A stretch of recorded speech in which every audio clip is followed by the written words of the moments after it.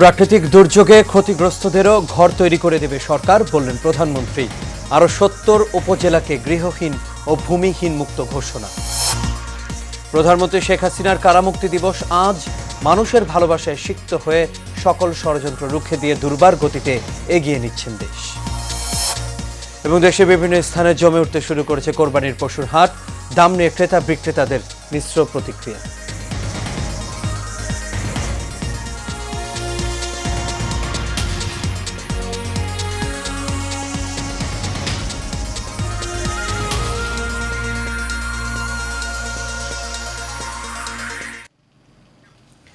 সবাইকে স্বাগত Asian prime নিউজে। দর্শক, পুরো সংবাদ জুড়ে আপনাদের সঙ্গে আছি আমি আনোয়ার রাজ। এতক্ষণ শুনছিলেন বিআরবি কেবল ইন্ডাস্ট্রিজ লিমিটেড সংবাদ শিরোনাম। এবার চলে যাচ্ছি পুরো খবরে। আশ্রয়ন ২ প্রকল্পের অধীনে পঞ্চম পর্যায়ের দ্বিতীয় ধাপে সারা দেশে ১৮,৫৬৬টি পরিবার প্রধানমন্ত্রী শেখ হাসিনার উপহারের ঘর জমি বুঝে পেয়েছেন। গণভবন থেকে ভিডিও কনফারেন্সের মাধ্যমে প্রধানমন্ত্রী শেখ হাসিনা ভূমিহীন, গৃহহীন পরিবারের মধ্যে এসব জমি ও ঘর হস্তান্তর করেন। এ সময় প্রধানমন্ত্রী বলেন, প্রাকৃতিক দুর্যোগে যাদের ঘরবাড়ি ভেঙেছে, ক্ষতিগ্রস্ত হয়েছে, তাদেরও ঘর তৈরি করে দেবে সরকার। কাউসার আহমেদের রিপোর্টে দেখুন বিস্তারিত। সকলের জন্য আবাসন নিশ্চিত করতে সরকারের আবাসন কর্মসূচি আশ্রয়ন ২ পরিকল্পনার আওতায় সারা দেশে গৃহ ও ভূমিহীন পরিবারকে আরও ১৮,৫৬৬টি বাড়ি হস্তান্তর করল আওয়ামী লীগ সরকার। শতভাগ পূর্ণতা পেয়েছে আপনারই প্রচেষ্টায়।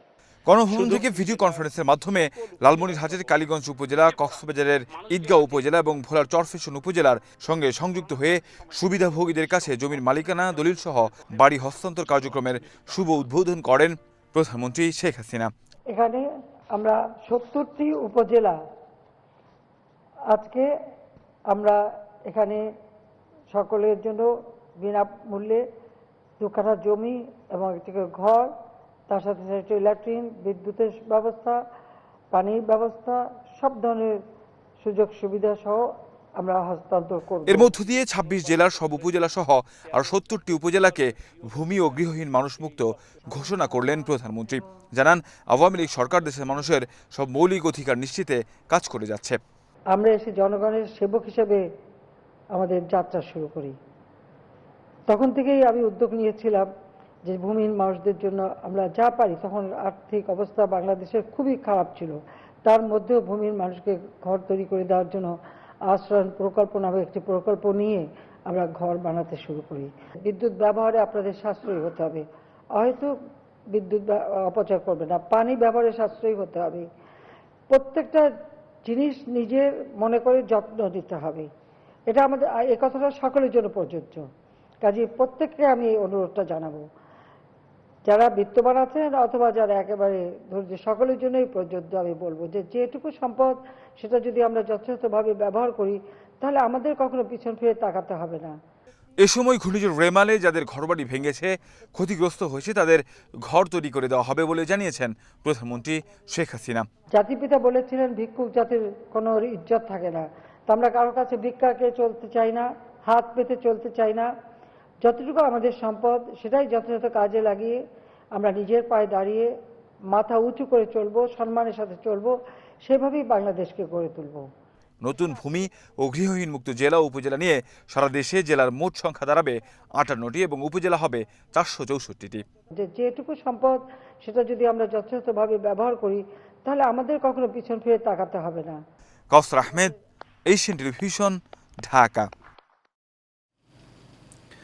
২০০৮ সালের এই দিনে দীর্ঘ ১১ মাস কারাভোগের পর মুক্ত হন জাতির পিতা বঙ্গবন্ধু শেখ মুজিবুর রহমানের রক্ত ও আদর্শের যোগ্য উত্তরসূরি, পরপর টানা ৪ মেয়াদে নির্বাচিত বর্তমান প্রধানমন্ত্রী শেখ হাসিনা।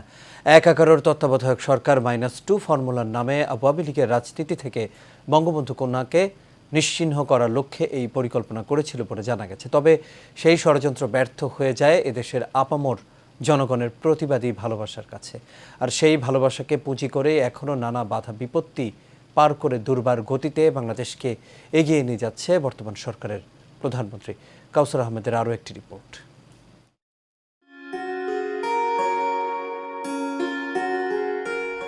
কারাগারে বন্দী হওয়ার আগে জাতির উদ্দেশ্যে লেখা নির্ভীক এক নাবিকের কিছু উক্তি, যেগুলো একটি দেশের প্রায় সবগুলো গণমাধ্যমে ফলাও করে ছাপানো হয়েছিল, যেখানে বলা হয়েছিল অন্যায়ের প্রতিবাদ করবেন, যে যেভাবে আছেন অন্যায়ের বিরুদ্ধে রুখে দাঁড়াবেন, সত্যের জয় হবেই, আমি আছি আপনাদের সঙ্গে, আমৃত্যু থাকব, আমার ভাগ্যে যাই ঘটুক না কেন আপনারা বাংলার জনগণের অধিকার আদায়ের জন্য সংগ্রাম চালিয়ে যাবেন।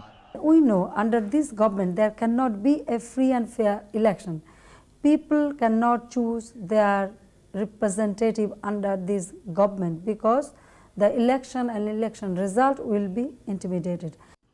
বাংলাদেশের গণতান্ত্রিক অগ্রযাত্রা ব্যাহত করা, মুক্তিযুদ্ধের চেতনা ধ্বংস করে স্বাধীন সার্বভৌম বাংলাদেশকে আবারও পাকিস্তানের ভাবধারায় ফিরিয়ে নেয়ার ষড়যন্ত্র যাদের লক্ষ্য ছিল, স্বাধীনতার মহান স্থপতি জাতির জনক বঙ্গবন্ধু শেখ মুজিবুর রহমানকে হত্যার মধ্য দিয়ে যার সূত্রপাত ঘটে।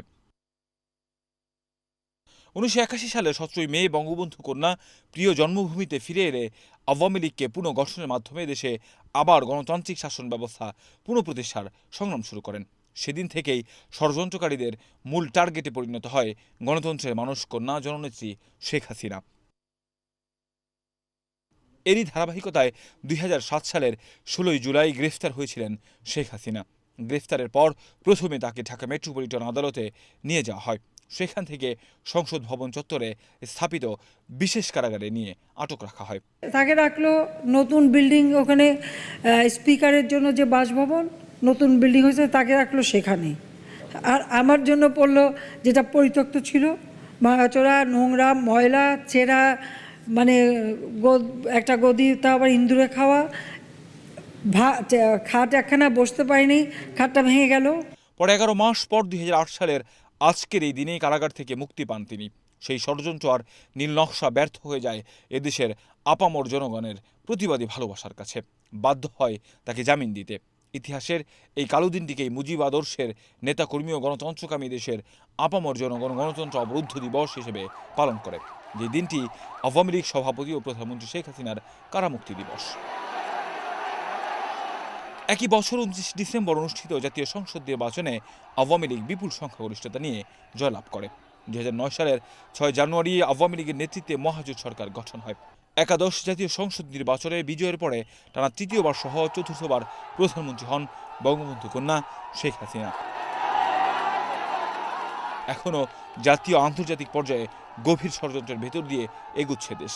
এই অবস্থা থেকে বেরিয়ে আসার পথ খুঁজে বের করতে হবে শেখ হাসিনার নেতৃত্বেই। কাউসার আহমেদ, এশিয়ান টেলিভিশন, ঢাকা। স্বরাষ্ট্রমন্ত্রী আসাদুজ্জামান খান কামাল বলেছেন, সড়ক মহাসড়ক থেকে চাঁদাবাজি নির্মূল করার চেষ্টা করা হচ্ছে, এজন্য রাজনৈতিক নেতাদেরও এগিয়ে আসতে হবে। রাজধানীর রাজারবাগ পুলিশ লাইন্সে হাইওয়ে পুলিশের 19তম প্রতিষ্ঠাবার্ষিকী উপলক্ষে আয়োজিত আলোচনা সভায় এসব কথা বলেন তিনি। এদিকে পুলিশ সদস্যদের গুলিতে আরেক পুলিশ সদস্য নিহতের ঘটনায় আইজিপি বলেন, বিষয়টি আরও তদন্ত চলছে। বিস্তারিত এই চিত্র রিপোর্ট। হাইওয়ে পুলিশের 19তম প্রতিষ্ঠাবার্ষিকী উপলক্ষে রাজধানীর রাজারবাগ পুলিশ লাইন্সে এই আলোচনা সভার আয়োজন করা হয়। এইটুকুর মধ্যে প্রধান প্রধান যে মহাসড়ক আছে সেখানে কিন্তু হাইওয়ে পুলিশের কর্মতৎপরতা এবং এখতিয়ার এলাকায় নিয়ে এসে এ সময় স্বরাষ্ট্রমন্ত্রী আসাদুজ্জামান খান কামাল বলেন, ঈদে সড়কে যানজট কমাতে হাইওয়ে পুলিশ সচল থাকবে। সড়ক মহাসড়ক থেকে চাঁদাবাজি নির্মূল করার চেষ্টা চলছে। সবাই একটু হাত বাড়াইলেই যখন পকেটে টাকা চলে যায়, সেই জন্য চাঁদাবাজির এটাও অনেক জায়গায় অনেক বেশি হয়ে থাকে। আপনারা জানেন, আমরাও জানি, অনেক জেলায় অনেক কিছু ঘটে থাকে, আমরা সবই জানি। এগুলো আমরা নির্মূল করার চেষ্টা করছি। আপনাদের সেই জায়গায় আপনাদের সবার আমরা সহযোগিতা চাই, শুধু পরিবহন নয়, আমরা রাজনীতিবিদদের সহযোগিতা চাই। আমরা তাহলে যদি সবাই সহযোগিতা করেন, অবশ্যই হাইওয়ে পুলিশ নয়, সব পুলিশই এই জন্য সজাগ রয়েছেন। পরে সাংবাদিকদের এক প্রশ্নের জবাবে স্বরাষ্ট্রমন্ত্রী বলেন, সংসদ সদস্য আনোয়ারুল আজিম আনার চোরাচালানের সঙ্গে যুক্ত ছিলেন এমন মন্তব্য কখনোই করিনি। আমাদের পক্ষ থেকে কোনোদিন বলা হয়নি যে চোরাচালানি কোনো রাজনীতি। আমরা সবসময় বলে আসছি, এমপি আমাদের ওই এলাকাটা একটা সন্ত্রাস কবল এলাকা, ওখানে কি হয়েছে সত্যিকারের ঘটনা সেটা আমাদের জানতে হবে। আমরা এখন তদন্ত করছি, তদন্ত পরে আপনাদেরকে জানাবো। এদিকে রাজধানীতে পুলিশ সদস্যের গুলিতে আরেক পুলিশ সদস্য নিহতের ঘটনায় আইজিপি বলেন, বিষয়টি তদন্ত করা হচ্ছে। এগুলো নিয়ে তদন্ত হচ্ছে। এই তদন্তের মাধ্যমে একটা খবর আসলো, এটিকে আমরা বিশ্বাস করে ফেললাম। এটার চেয়ে আমার মনে তদন্ত হচ্ছে, তদন্তে জিনিসটা বের হয়ে আসবে। আইজিপি আরও জানান, কাউসার সুস্থ। চিকিৎসকের দেওয়া এমন সনদের কারণেই তাকে দায়িত্বে রাখা হয়েছিল। একজন ডাক্তার তাকে বলেছে যে সে ফুললি ফিট ফর জব, তখন আমরা তাকে কাজে নিয়োজিত করেছি। H A. Mitu, Asian television, Dhaka. এবার কোরবানি হাটের খবর। পবিত্র ঈদুল আজহা ঘনিয়ে আসায় জমতে শুরু করেছে দেশের কোরবানির পশুর হাটগুলো। গত কয়েকদিন ক্রেতা শূন্য গেলেও এখন সরগরম হয়ে উঠেছে হাটগুলো। আগামী শুক্রবার থেকে কেনাবেচা আরও জমবে বলে আশা বিক্রেতাদের। তারা বলছেন, খামারে যে পরিমাণ গরু আছে তাতে সংকট হবে না, তবে খাদ্যের দাম বাড়াতে গরু লালন পালনের খরচও বেড়েছে। এতে গত বছরের চেয়ে এবার পশুর দাম তুলনামূলক বেশি হবে, তবে বাজারে ক্রেতার পরিমাণ গত বছরের চেয়ে কম। এদিকে আকার ভেদে গরুর দাম কম বেশি হবে বলে জানিয়েছেন বিক্রেতারা। গরু ছাড়াও পশুর হাটে খাসি, ছাগল, ভেড়া, দুম্বা ও সামান্য সংখ্যক উট রয়েছে।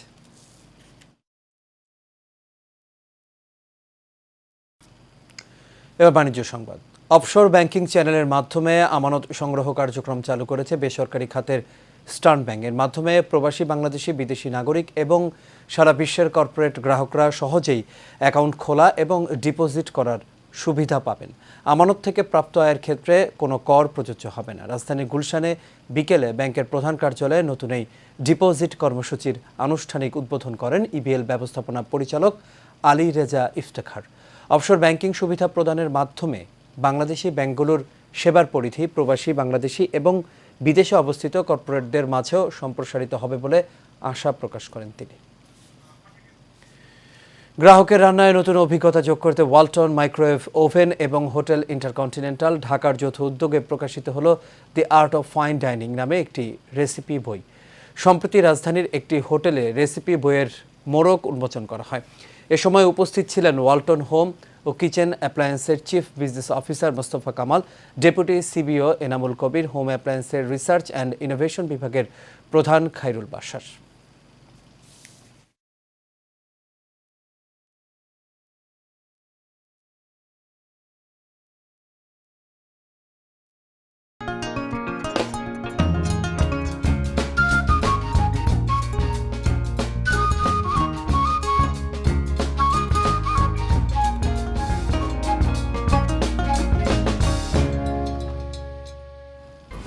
HM Expert B500 CWR স্বাধীনতার সুবর্ণ জয়ন্তীতে নতুন বাংলাদেশ গড়ার প্রত্যয়।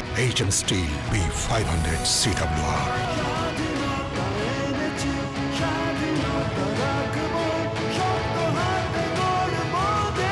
HM Steel।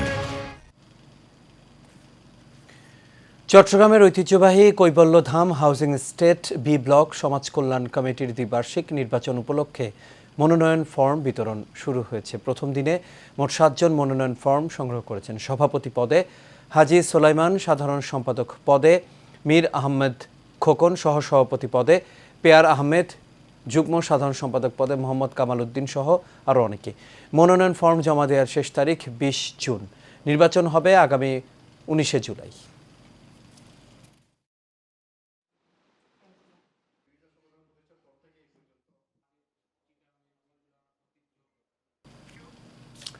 এবার schedule present health and beauty.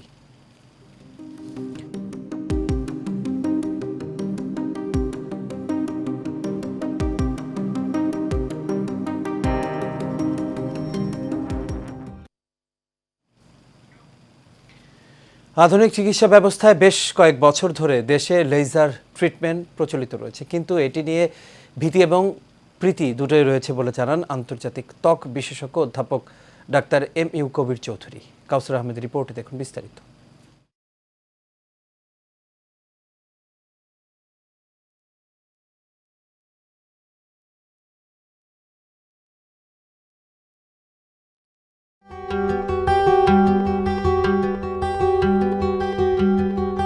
ত্বকের নানাবিধ সমস্যা, ঘা ও অস্ত্রোপচার পরবর্তী ঘা শুকানোর জন্য লেজার পদ্ধতি বেশ উপকারী এবং জনপ্রিয় হয়ে উঠেছে প্রতিনিয়ত। ব্যথামুক্ত এবং কাটাছেঁড়া ছাড়া চিকিৎসা করায় রোগীরাও বেশ স্বাচ্ছন্দ্য বোধ করছেন এই পদ্ধতিতে। লেজার অবশ্যই একটা ভালো চিকিৎসা, ফলপ্রসূ চিকিৎসা, কিন্তু এটা ভালো মেশিন দিয়ে ভালো হাতে করতে হবে, না হলে এটাতে ক্ষতির পরিমাণ, কারণ এটা লাইট, এটা এমন সময় দেখা যায় যে মুখ পুড়ে যেতে পারে, দাগ হয়ে যেতে পারে, কালো হয়ে যেতে পারে। তাই লেজার কিন্তু খারাপ জিনিস না, লেজারের দুইটা জিনিস, কেউ লেজার প্রীতি, কারো লেজার ভীতি। ভীতিও ভালো না, ভীতিও ভালো না, মধ্যপন্থী থাকা ভালো। যেমন আমি একটা এক্সাম্পল দিই, একটা মেয়ে, তার অল্প বয়স, তার দেখা গেল লুম গজিয়েছে, যেটা পুরুষের হওয়ার কথা, ওখানে আমাকে হেয়ার রিমুভার লেজার আমরা ইউজ করি, যেটা অত্যন্ত ফলপ্রসূ, অত্যন্ত ভালো, এবং এটি একমাত্র চিকিৎসা লেজার।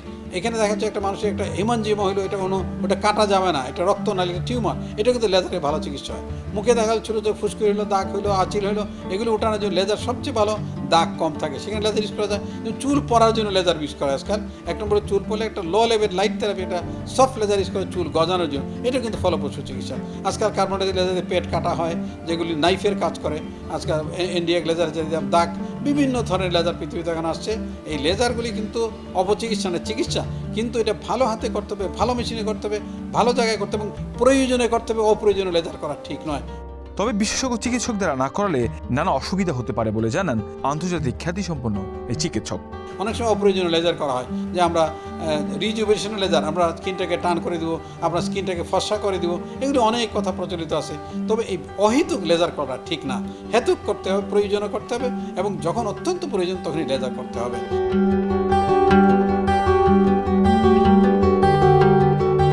কাউসার আহমেদ, এশিয়ান টেলিভিশন। আর এরই সাথে শেষ করবে এশিয়ান প্রাইম নিউজ। তবে যাবার আগে বিআরবি কেবল ইন্ডাস্ট্রিজ লিমিটেড সংবাদ শিরোনামগুলো দেখে নেব দর্শক আরও একবার।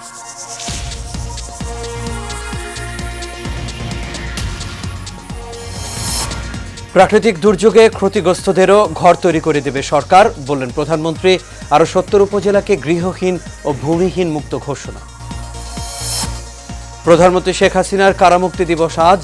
মানুষের ভালোবাসায় সিক্ত হয়ে সকল ষড়যন্ত্র রুখে দিয়ে দুর্বার গতিতে এগিয়ে নিচ্ছেন দেশ।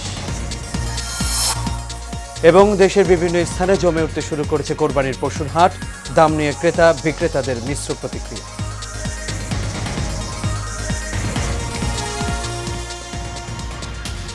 দর্শক, এই ছিল আমাদের এখনকার আয়োজন। আমাদের পরবর্তী সংবাদ দেখার আমন্ত্রণ রইল। এতক্ষণ সাথে থাকার জন্য সবাইকে ধন্যবাদ। শুভরাত্রি।